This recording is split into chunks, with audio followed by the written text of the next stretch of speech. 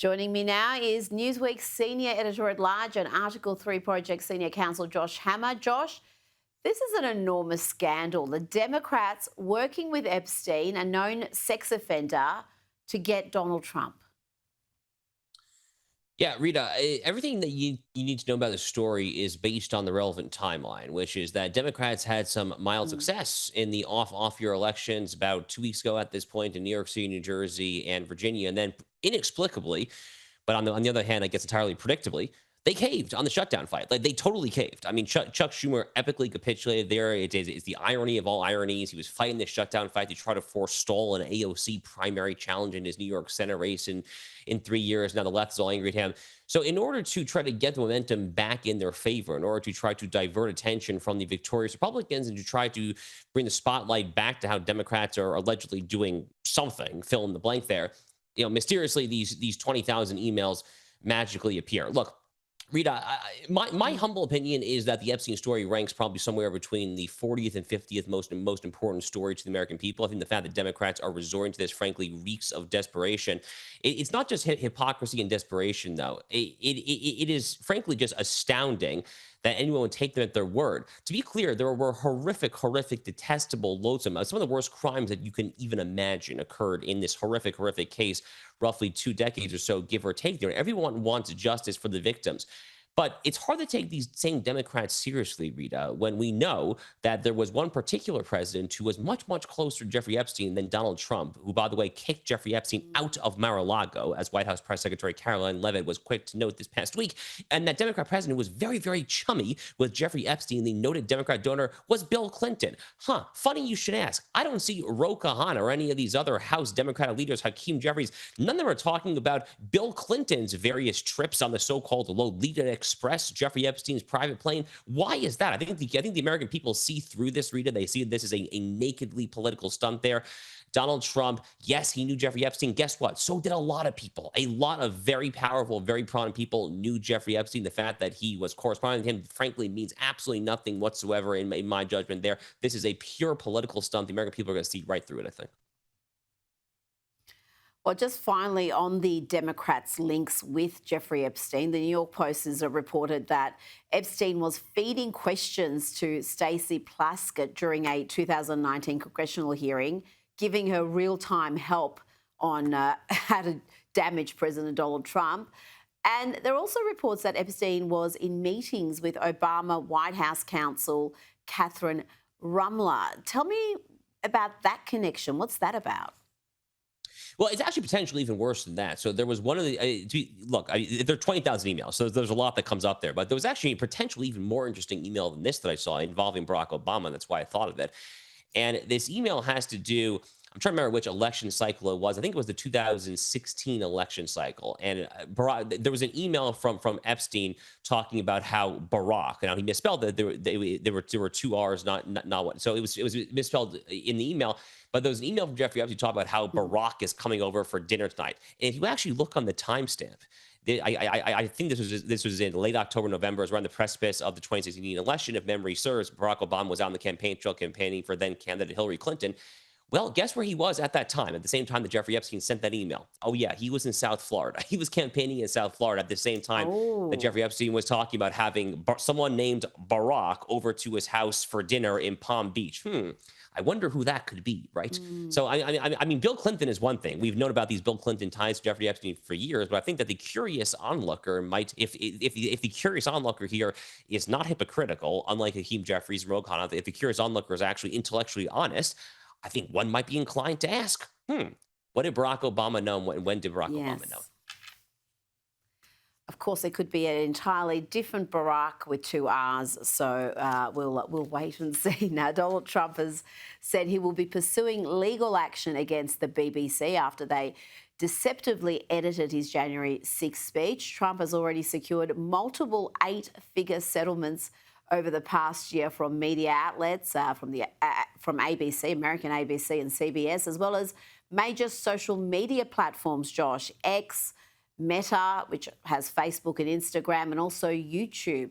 How do you see this latest clash progressing? I think the UK's defamation laws are far harsher than what's in place in the US. Could he be looking at another massive payout here?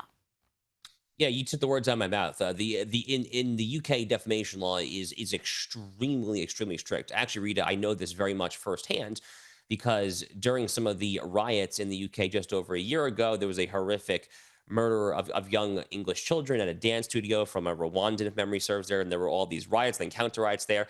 And I made a somewhat anodyne tweet about two-tier Keir Starmer, and a friend of mine who is a British Mm. lawyer over in London messaged me on WhatsApp, and he said, Josh, you probably should take that tweet down. And I was like, what are you talking about? I mean, like, this is America. I have free speech. Mm. And he was like, actually, under British law, that's probably defamatory. So, I didn't, for the record, I did not delete the tweet. Oh. I did not capitulate to Britain's utterly Orwellian defamation system. But to your point, yeah, defamation is a lot easier in the UK, certainly than in the United States, where we have a slightly higher threshold, especially for so-called public figures. So potentially the BBC could be in a world of hurt here. Now, having said that, there are any number of left-wing judges in the British judiciary, many of whom are probably deeply Mm. antagonistic to Donald Trump. Probably many of them, frankly, just utterly hate the guy. It's not that dissimilar, frankly, from a lot of our own American judges who invariably suffer in these lower court random judgeships in Hawaii and New Hampshire and whatnot there. They oftentimes suffer from Trump derangement syndrome. I presume it's probably the same across the pond over in the UK as well. So I would caution against necessarily saying that this is a slam dunk case, but given Donald Trump's track record in successfully suing for defamation and various other media outlets, as you correctly Mm. note, and given the fact that defamation law is such a lower bar when it comes to being the plaintiff in British law, I don't know, Rita. I happen to like his chances. I definitely would not want to be in the Mm. BBC's legal position right now. That's for sure. Well, he's already secured these five, eight-figure settlements. And are the proceeds of those settlements going towards the ballroom? Is that accurate? Because this BBC one could pay for the whole thing, possibly. Yeah, so the judgments go to different things. So one of them, I think, was the ABC settlement. Actually, is going to help construct the Trump Presidential Library. Actually, after Donald Trump's presidency, Oh, which is just library. it's yeah, it's just so thoroughly delectable, isn't it? That ABC, which did about as much as any other network to try to throw the 2024 election to Kamala Harris with their horrific debate performances and whatnot. There, and now they're going to subsidize the Trump Presidential Library. So on the one hand, it was that. I do think I heard that one of these judgments might be subsidizing the People's Ballroom there in the East Wing of the White House there, but it depends on the judgment. But frankly, from an American taxpayer perspective, Rita, I just love it because these media outlets are frankly the enemy of the people, and they should be made to pay as such. I think there's not much sympathy for these media outlets at all, or the social media outlets. Now, I want to ask about this tariff revenue bonus that President Trump is committed to sending to Americans. When I pay people $2,000 each for low and moderate income and middle income people, everybody but the rich get this. That's not made up, that's real money. That comes from other countries. Josh, a $2,000 dividend check to be distributed from tariff revenue sometime next year, we're told, perhaps before the midterms. Do you see this happening? Because there's a lot of doubts about whether these $2,000 checks can be sent.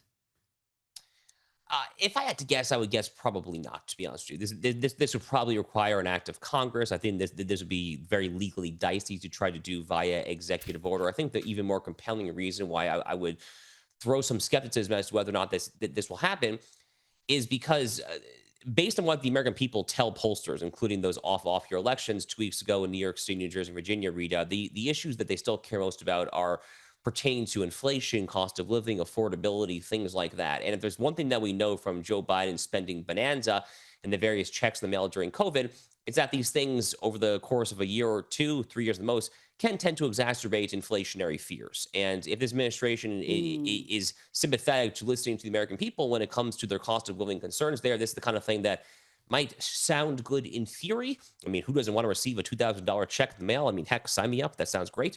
But unfortunately, there is a downside to that when you look at it from a more macro extrapolated perspective there, and that is potentially exacerbating inflation. So for all these reasons, I am skeptical. But this is Donald Trump's populist mentality, right? I mean, he sees revenue coming in for the tariffs. He wants to share the wealth with the people. These are my big, beautiful tariffs there. I want to see the people who are proud of this tariffs, but proud of rebuilding industry. et cetera, et cetera, et cetera. So I totally understand where he's coming from his mentality there, but from both a separation of powers perspective, I don't think Congress would get behind him. And then also on the inflation fears, I'm a little skeptical as well.